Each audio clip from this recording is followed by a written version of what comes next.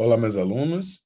Então, nós vamos dar continuidade a mais uma aula de reforço, né, onde nós vamos continuar falando aí sobre compostos, né, químicos que estarão presentes dentro das células, né? Então, vamos começar aqui com a água, tá? A água aqui vai ser um composto inorgânico, né? Ou seja, nós não vamos ter a presença do elemento químico carbono, né? E nós vamos ter algumas particularidades, né, contribuições da água no nosso organismo. Então, a primeira que eu vou mencionar aqui é ela ser um solvente universal. O que que isso quer dizer para a gente? Quer dizer que na água nós podemos dispersar vários compostos, né? Tanto orgânicos quanto inorgânicos, favorecendo aí diversos tipos de reações químicas, tá? Quando nós precisamos fazer uma mistura, né? Principalmente utilizando compostos líquidos e mais sólidos, nós chamamos o líquido, né, de solvente e o sólido de soluto, ok? Então, nesse caso, tudo que vai ser colocado na água e essa água vai conseguir dispersar, ou seja, né, é, fazer uma característica mais homogênea ali, ou seja, mais igual, né? Isso nós chamamos de solvente, tá bom? Beleza. A próxima função aí que nós vamos mencionar, bem brevemente, são os transportes de substâncias, né? Para que esses transportes aconteçam, nós precisamos ter um ambiente adequado, um ambiente propício, né, para poder deslocar diversos tipos de substâncias, né? Tanto do meio intracelular para fora, ou seja, de dentro para o meio extracelular, quanto na função contrária, né, na posição contrária ou direção contrária. Então, isso vai ser importante, né, para o deslocamento de nutrientes, de gases, de diversos tipos de excretas, né? E isso nós vamos ver mais para frente como é que pode acontecer por meio dos transportes classificados em ativos e passivos, tá bom? Uma outra característica importante é o equilíbrio térmico, né? Onde essa água vai favorecer aí eh, a relação, né, do calor específico, ou seja, a abundante presença de água nos seres vivos impede grandes variações de temperatura, né? O excesso de calor, ele é dissipado pelo suor através da transpiração, ajudando na manutenção da temperatura dos animais e plantas terrestres. Quando nós falamos aí de temperatura corporal, ela vai ser diretamente influenciada pela quantidade de água que nós temos no nosso corpo e quanto nós estamos ingerindo, né? Já que nós estamos falando de um composto que não é produzido nos organismos. Então, nós precisamos buscar esse composto de maneira externa, por meio da ingestão da própria água. Quanto mais você bebe água, mais você consegue controlar, né, esse calor específico por meio de excretas, né, inclusive a própria transpiração, tá bom? Uma outra característica que nós temos aí é a característica lubrificante, porque nós vamos ter água, né, também em regiões bem específicas, como na presença, né, ali das articulações, presente ali nas articulações, melhor dizendo, diminuindo, né, o atrito entre os ossos, tá bom? Nós vamos ter bastante quantidade de água também na saliva, né, para lubrificar os alimentos. Lembrando que na saliva nós vamos ter anticorpos que vão ajudar na resposta imunológica dos organismos, né? Nas narinas, para umedecer o ar e assim por diante. Então, nós temos água tanto dentro das células, quanto, né, na inter-relação entre os tecidos e órgãos também. A molécula da água, né, tem um predomínio de cargas positivas e outro com predomínio de cargas negativas, né, chamadas assim moléculas polares. Então, nessa parte mais química, né, nós vamos se atentar somente para dois conceitos importantes. Primeiro, que as moléculas da água, elas têm a característica polar, tá bom? E uma outra característica complementar que vocês vão ver mais adiante, lá na bioquímica, né, lá na química inorgânica, dependendo do curso que vocês estão fazendo, nós temos uma relação de ligação específica entre essas moléculas, que são chamadas de ligações de hidrogênio ou ligações por ponte de hidrogênio. É a mesma coisa, né? Somente para saber que esse tipo de ligação ele vai acontecer entre moléculas de água. Então, para o momento, nós precisamos lembrar só dessas duas informações relacionadas à parte química, tá? Muito bem. A água tem um grande poder de dissolução, sendo considerada um solvente universal, nós já vimos isso anteriormente, né?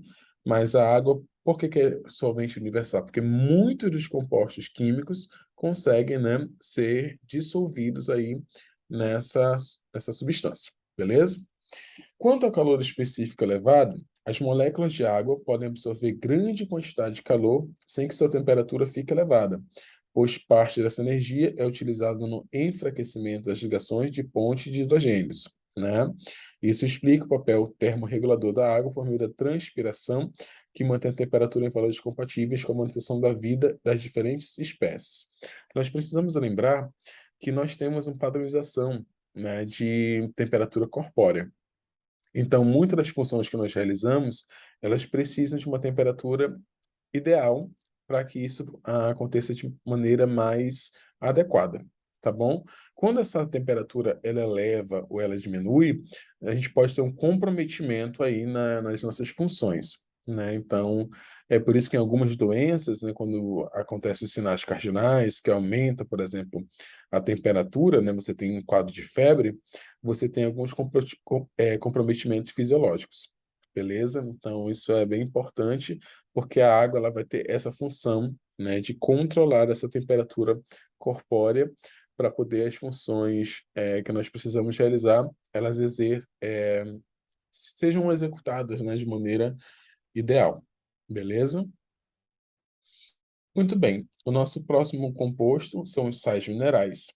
Eles vão estar em pequena quantidade no nosso corpo, né, aí por volta de 1% da composição celular.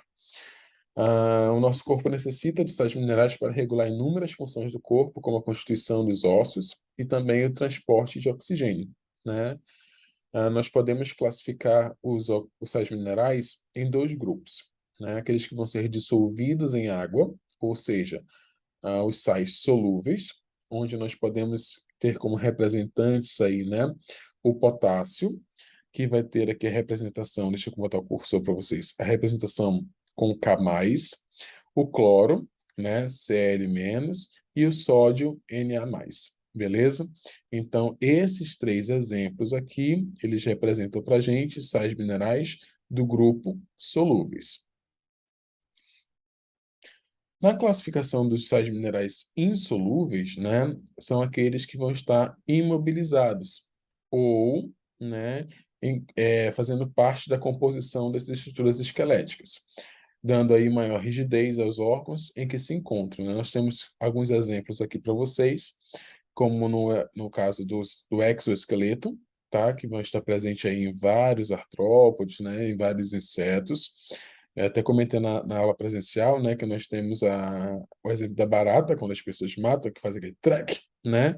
É justamente como você estivesse quebrando literalmente a coluna vertebral de um animal que tenha, né, essa estrutura. Nós vamos ter também esses sais insolúveis nas conchas, né, de alguns animais, nos chifres, tá bom?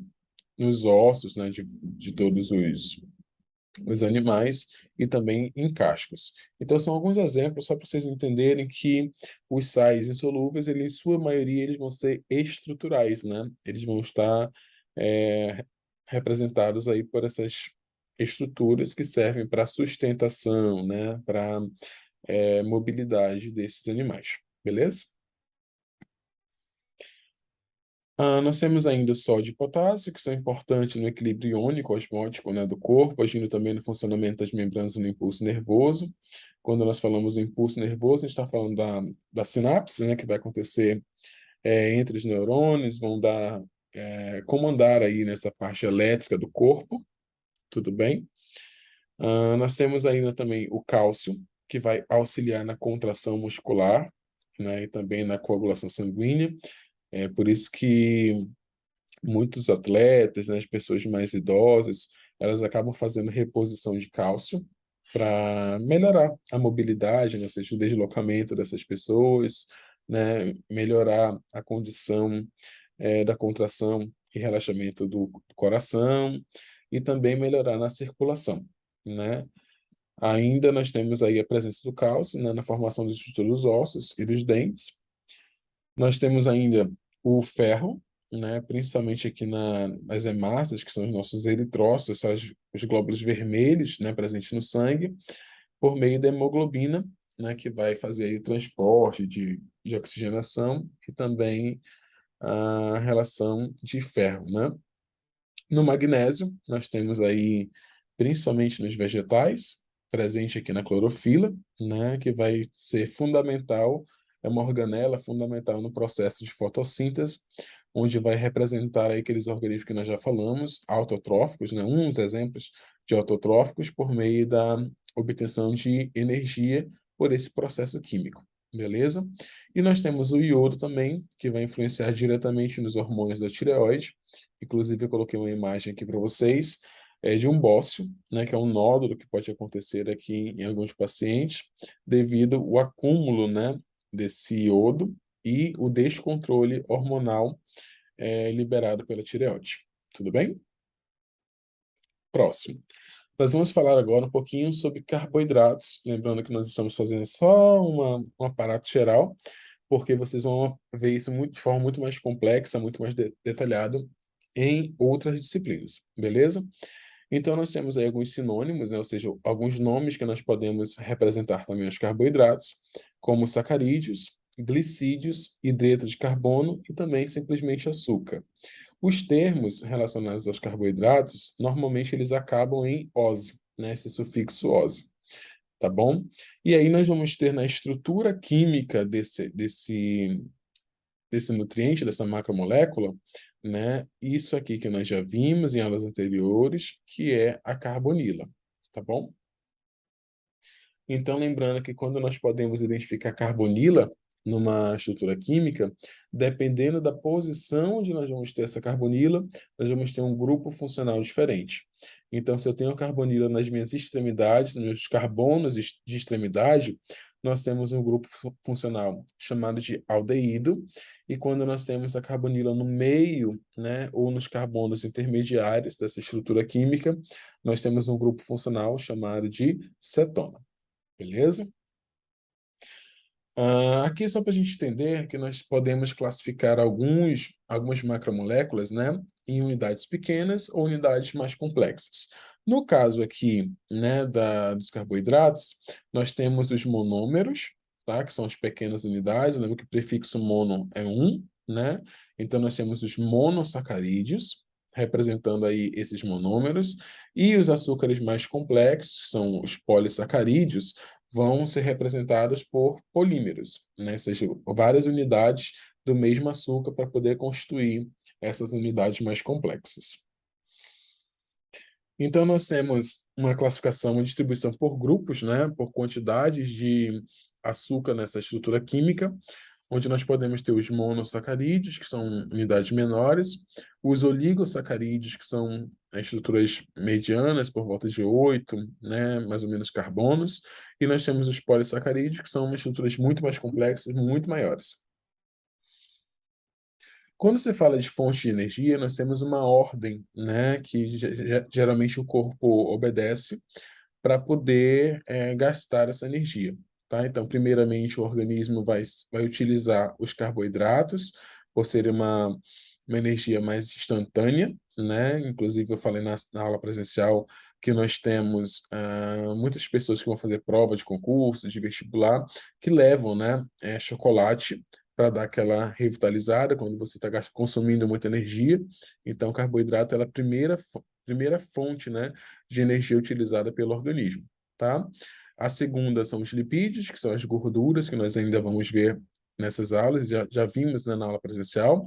E nós temos, por último, as proteínas, que são, a sua maioria, componentes estruturais. Então, eles são mais preservados, eles precisam ser mais preservados, tá bom?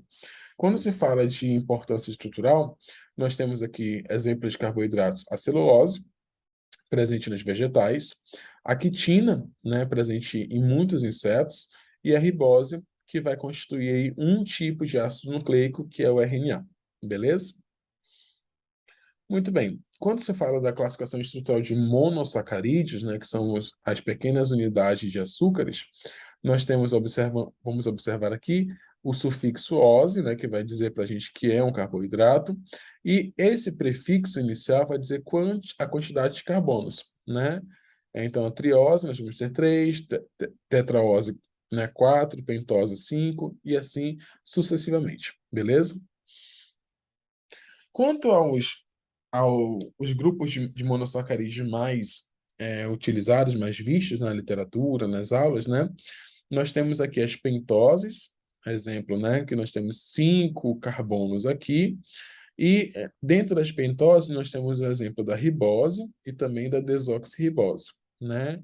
A ribose, nós vamos ver nas aulas posteriores, que ela vai constituir aí o ácido nucleico chamado de RNA, porque começa com R, né? Então, vamos lembrar de RNA. E desoxirribose, que vai começar com D e vai constituir, para vocês lembrarem, o DNA, beleza? Lembrando que isso é só um detalhe que vai diferenciar os dois tipos de ácido nucleico, mas nós temos outras estruturas também. A hexose, né? Lembrando que aqui nós temos 6 carbonos, tá bom? Aí nós temos a glicose, a frutose e a galactose, né? A glicose como principal fonte energética aí, nos animais. Nós temos a frutose, né? Um açúcar aí presente nas frutas, e a galactose presente nos leites derivados também do leite.